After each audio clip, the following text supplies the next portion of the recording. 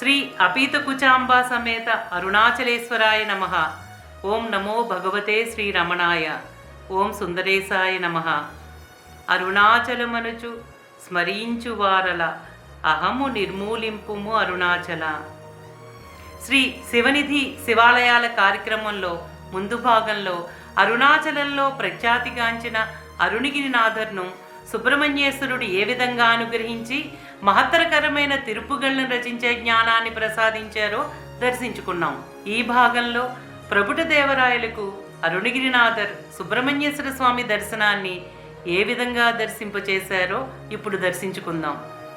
సువాసనలు వెదజల్లుతున్న పుష్పాల వద్దకు తుమ్మిదలు రావటం ఎంత సహజమో, అలాగే మహాత్ముల దర్శనానికి కూడా రాజులు రావటం అంతే సహజం కదా. ఆ రాజ్యాన్ని పాలిస్తున్న ప్రభుటదేవరాయలు కూడా అరుణగిరినాథర్ దర్శనానికి వచ్చారు. అరుణగిరినాథర్ 300 దేవాలయాలు అంటే శైవ, వైష్ణవ, కుమారస్వామి ఇతర దేవాలయాలన్నింటినీ సందర్శించారు. ఏ ఆలయానికి ఆ ఆలయమే ఎంతో విశిష్టమైనది. అరుణగిరినాథర్ ఆలయ పవిత్రతను, శక్తిని, ప్రాముఖ్యతను ఎంతో కీర్తించారు.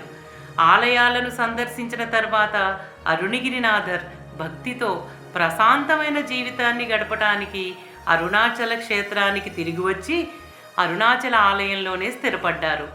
ప్రభుట మహారాజు అరుణగిరినాథర్ దర్శనానికి వచ్చేవారు. మహారాజే అరుణగిరినాథర్ని చూడడానికి వస్తున్నారని చుట్టూ ఉన్నవారికి ఆయన్ని చూసి ఈర్ష్య కలిగింది. కానీ సమయం ఉన్నప్పుడల్లా మహారాజు అరుణగిరినాథర్తో ఉండేవారు.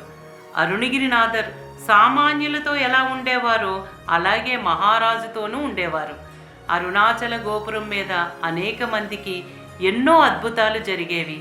దొంగలు, తప్పుదారిలో ఉన్నవారు, స్త్రీలోలులు జరిగే అద్భుతాలను దర్శించుకుని పరివర్తన చెంది సన్మార్గంలో నివసించేవారు. ఇలా జరుగుతున్న సమయంలో ప్రభుటదేవరాయలు అరుణగిరినాథర్ను ఎంతో సత్కరించి ఆయనను తన ఆస్థానంలో విశేషమైన హోదాని మంజూరు చేశారు.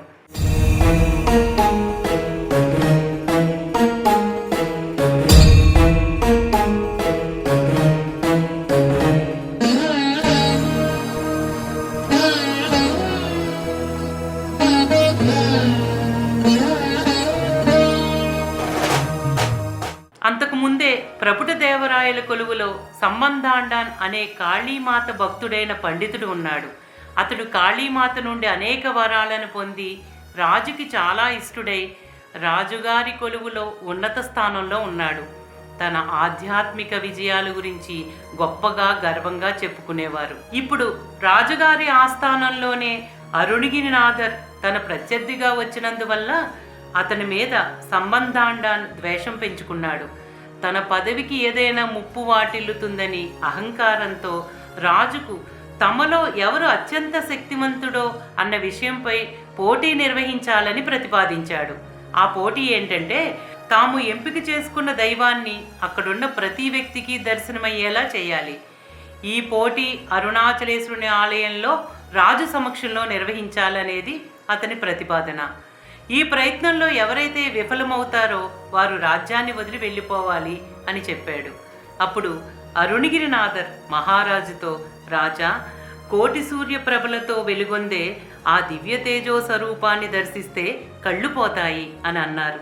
దానికి మహారాజు అరుణగిరినాథర్తో, ఆ కోటి దివ్య తేజో స్వరూపాన్ని దర్శించిన తర్వాత కళ్ళు పోయినా పర్వాలేదు అని అన్నారు. అప్పుడు అరుణగిరినాథర్ కుమారస్వామి తన ప్రార్థనను సమ్మతిస్తారని, ఆయన దర్శనం ద్వారా మహారాజుకి అనుగ్రహం లభిస్తుందని సంబంధాండాన్ పెట్టిన ప్రతిపాదనకు సిద్ధమయ్యారు. మొదట సంబంధాండాన్ తన ఇష్టదైవమైన కాళికాదేవిని దర్శింపచేయడానికి సిద్ధమయ్యారు. ఎంత ప్రార్థించినా కాళీమాత మాత్రం దర్శనమివ్వలేదు. ఇప్పుడు అరుణగిరినాథర్ వంతు వచ్చింది.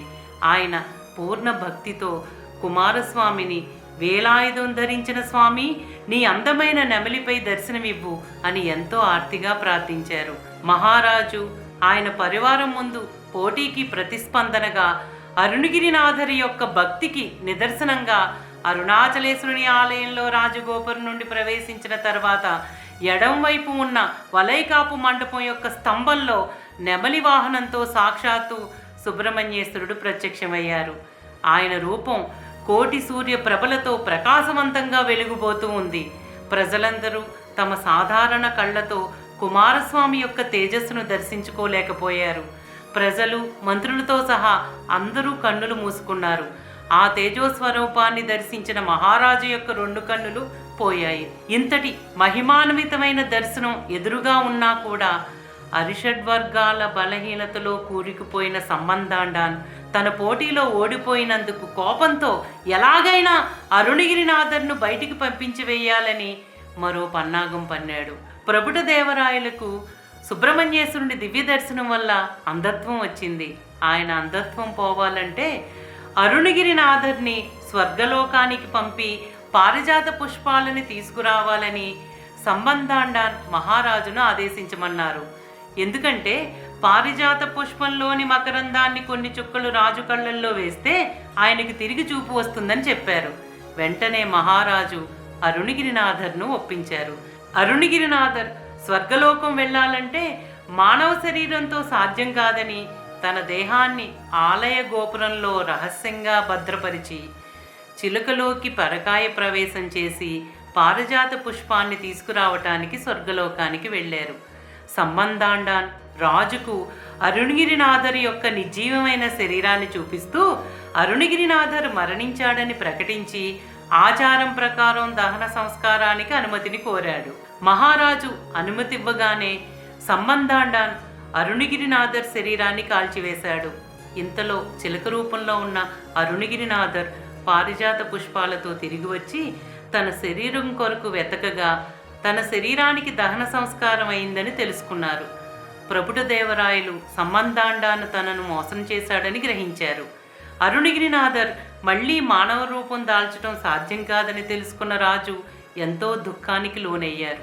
చిలక రూపంలో ఉన్న అరుణగిరినాథర్ ఈ సంఘటన వల్ల ఏ కలతా చెందక ఇది ఒక ప్రయోజనం కొరకు సుబ్రహ్మణ్యేశ్వరుడు చేసిన అనుగ్రహంగా భావించి స్కందానుభూతిని గానం చేస్తూ చిలక రూపంలోనే ఆలయ గోపురంపై స్థిరపడ్డారు.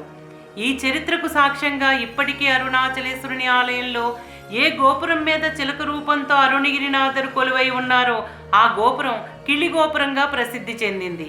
కిళి అంటే చిలుక.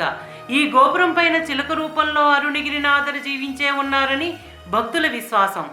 ఈ గోపురంపై చిలక యొక్క శిల్పరూపం ఉండటమే కాక అనేక చిలకలు ఎప్పుడూ ఆ గోపురం చుట్టూ తిరుగుతూ ఉంటాయి. అరుణగిరినాథర్ ప్రార్థనను మన్నించి సుబ్రహ్మణ్యేశ్వరుడు మండపంలో ఉన్న స్తంభంలో దర్శనమిచ్చారు. అప్పటి నుండి ఆ మండపం కంబత్తు ఇలయనార్ అనే పేరుతో ఈ ఆలయం ఎంతో ప్రసిద్ధి చెందింది. కంబత్తు ఇలయనార్లో కంబత్తు అంటే స్తంభము, ఇలయనారు అంటే చిన్న తమ్ముడు అనే అర్థం. పార్వతీ పరమేశ్వరులకు చిన్న కుమారుడు సుబ్రహ్మణ్యేశ్వరుడు అవటం వల్ల ఈ ఆలయానికి కంబత్తు ఇలయనార్ అనే పేరు వచ్చింది.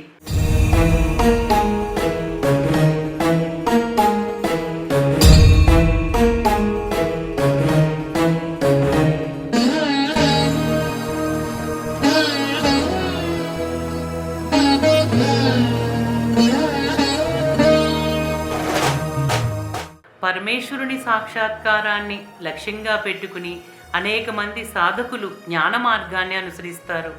తమ లక్ష్య సాధనకు అవసరమైన కనీస అవసరాలను కూడా వారు స్వీకరించరు. కానీ అరుణగిరినాథర్ విషయం వేరు. ఆయన ఎటువంటి తపస్సు, ధ్యానము చేయలేదు. అయినప్పటికీ కొన్ని విచిత్రమైన కారణాల వల్ల పరమాత్మ దయకు అర్హులయ్యారు. అరుణగిరినాథర్ 16,000 కీర్తనలు పైగా స్వరపరిచారు. అయితే ప్రస్తుతం 1360 కీర్తనలు మాత్రమే లభ్యమయ్యాయి. కుమారస్వామి సాక్షాత్కారం అయిన తరువాత కలిగిన అనుభవం కుమారస్వామి యొక్క దివ్య గుణాలు, దయ, జ్ఞానం, శౌర్యం, ధైర్యం, ఆయన అద్భుతమైన అందం ఇవన్నీ కలిపి తిరుపుగళ్ళలో కీర్తించారు. ఆయన శైవం వైష్ణవం మధ్య భేదం చూపలేదు. రామాయణ, మహాభారతం నుండి కూడా కొన్ని ఉదాహరణలను తీసుకుని ప్రపంచానికి అందించారు. ఆయన రచించిన కందన అనుభూతి 51 చరణాలను కలిగి ఉంటుంది. ఆయన రచనలన్నింటిలో దైవానుభూతే పరమావధి అని చెప్పారు. కుమారస్వామి అనుగ్రహం ఉంటే యముడు కూడా దగ్గరికి రాలేడు. మరణం అనేది దురదృష్టకరమైనది కాదు. తత్వం తెలిసిన వారు మరణం గురించి ఎప్పుడూ బాధపడరు. మరణం అనేది శరీరానికే అని ఆయన రచనల్లో వెల్లడించారు. ఏ విద్యాభ్యాసము చెయ్యని అరుణగిరినాథర్ కుమారస్వామి అనుగ్రహంతో వేదాల జ్ఞానానికి సమానమైన తిరుప్పుగళ్ళు వంటి గొప్ప కళాఖండాన్ని ఎలా రచించగలిగారో ఈ ప్రశ్నకు ఆయనే స్వయంగా సమాధానాన్ని ఇచ్చారు. ఈ జ్ఞానం, ప్రతిభ, నైపుణ్యం నాకు చెందినవి కావు, కుమారస్వామి యొక్క అపారమైన దయ అని చెప్పారు. 5వ శతాబ్దం నుండి 9వ శతాబ్దం వరకు శివారాధనలో అసాధారణమైన మార్పు వచ్చింది. మహాశివ భక్తులైన 63 నాయనార్లు అద్భుతమైన పదికాలతో పరమేశ్వరుని మహిమను కీర్తించి భక్తి ఉద్యమంలో కొత్త విప్లవాన్ని తీసుకువచ్చారు. ఆ సమయం శైవానికి కొత్త శకాన్ని ఇచ్చింది. ఆ తరువాత అరుణగిరినాథరు చేసిన దిశానిర్దేశం ఎంతోమంది భక్తులను కుమారస్వామిని ఆరాధించేలా చేసింది. గతంలో ఎప్పుడూ లేని విధంగా కుమారస్వామి మహిమను, వైభవాన్ని అత్యున్నత స్థాయికి చేర్చాయి. ఆయన కవితా నైపుణ్యాన్ని, సాహిత్య సంపదను ప్రముఖులు ఎంతో ప్రశంసించారు. తిరుపుగళ్తో సుఖమైన, ఆహ్లాదకరమైన ఆరాధనను అరుణగిరినాథర్ ప్రవేశపెట్టారు. అరుణగిరినాథర్ యొక్క రచనలు ఇప్పటికీ ఆధ్యాత్మిక సాధకులకు స్ఫూర్తినిస్తూనే ఉన్నాయి. భక్తుల జీవితాన్ని మార్చే మహామంత్రం తిరుపుగళ్ళని అరుణాచలంలోనే పేరుగాంచిన మహాత్ములలో ఒకరైన శేషాద్రి స్వామి కొనియాడారు. తిరుపుగళ్ భక్తి జ్ఞానం యొక్క ప్రాముఖ్యతను నొక్కి చెబుతూ ఆత్మలోకి చొచ్చుకుపోతుంది. అంతర్గత చైతన్యాన్ని మేలుకొల్పి ఆత్మను ప్రకాశించేటట్లు చేస్తుంది. కుమారస్వామి పవిత్ర పాదాలను చేరడాన్ని లక్ష్యంగా ఉంచుతుంది. ఈ తిరుపుగళ్ హృదయాన్ని ఆహ్లాదపరచడమే కాకుండా బుద్ధిని ప్రకాశవంతం చేస్తుంది, రోగాన్ని నయం చేస్తుంది, మనస్సును ఓదార్చి ఆనందాన్ని కలిగిస్తుంది, భక్తులను సరైన గమ్యస్థానానికి చేరుస్తుంది.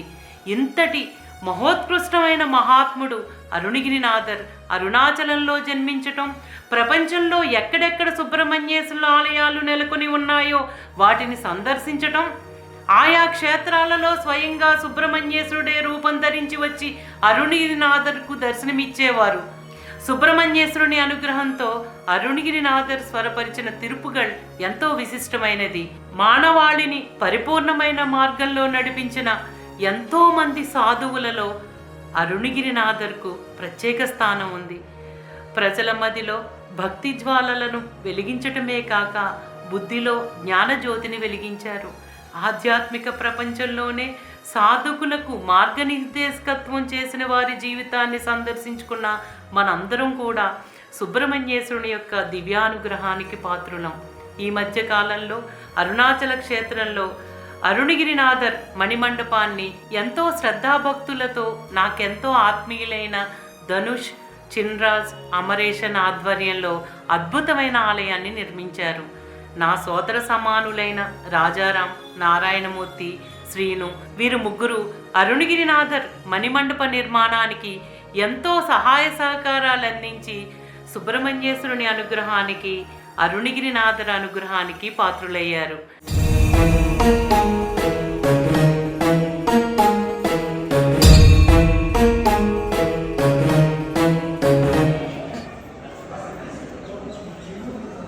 అరుణగిరినాథర్ గోపుర సుబ్రహ్మణ్యేశ్వరుడు గోపురం పెంచి దూకినప్పుడు సుబ్రహ్మణ్యేశ్వరుడు సాధువు రూపంలో వచ్చి పట్టుకున్న ప్రదేశం ఇదే. ఇప్పటికీ అరుణాచలేశ్వరుని ఆలయంలో గోపురత్ ఇలయనార్ అనే సన్నిధి అత్యంత వైభవంగా వెలిగిపోతూ ఉంది. భక్తులందరూ అరుణాచలేశ్వరుని దర్శించుకున్న తర్వాత తప్పక ఈ గోపురత్ ఇలయనార్ సన్నిధిని దర్శించుకుని సుబ్రహ్మణ్యేశ్వరుని అనుగ్రహానికి పాత్రులవ్వాలని కోరుకుంటున్నాను.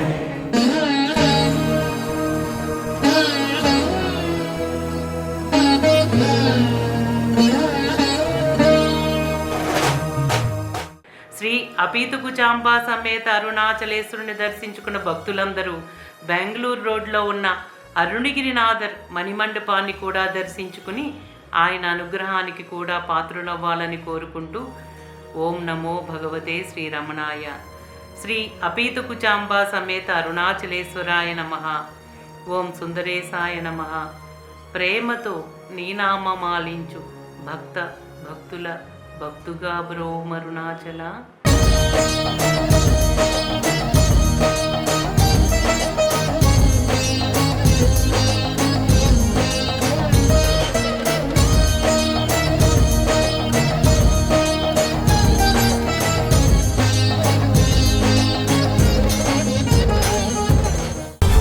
శ్రీ శివనిధి శివాలయా